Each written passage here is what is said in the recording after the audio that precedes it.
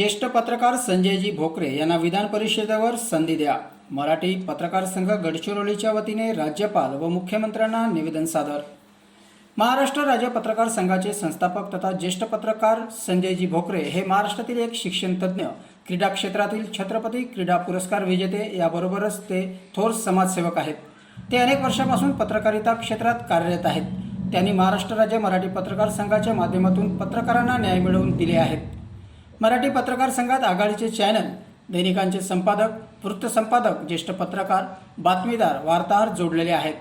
पत्रकार संरक्षण कायदा लवकरात लवकर अंमलात आणावा यासाठी त्यांनी स्वतंत्र लढा दिला. इतकेच नव्हे तर राज्य पत्रकार संघाबरोबर पूर्ण देशभरात पत्रकारांचे व्यासपीठ असावे म्हणून ऑल इंडिया जर्नलिस्टची स्थापना केली. नवी दिल्लीत या संघटनेचे मोठे कार्यालय सुरू आहे. सध्या सुरू असलेल्या कोरोना साथीच्या काळात त्यांच्या मार्गदर्शनाखाली राज्यात पत्रकार संघाच्या सदस्यांनी गरजूंना किराणा, धान्य, जीवनावश्यक वस्तूंचे वाटप करून देशसेवेचा वाटा उचलला.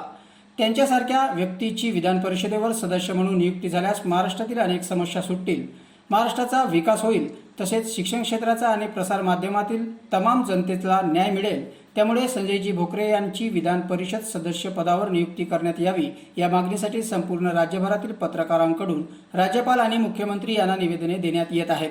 याचाच एक भाग म्हणून आदिवासी आणि नक्षलग्रस्त मानल्या जाणाऱ्या गडचिरोली जिल्ह्यातील महाराष्ट्र राज्य मराठी पत्रकार संघ जिल्हा गडचिरोलीच्या वतीने गुरुवारी गडचिरोलीचे तहसीलदार यांच्या मार्फत राज्यपाल आणि मुख्यमंत्र्यांना निवेदन देण्यात आले.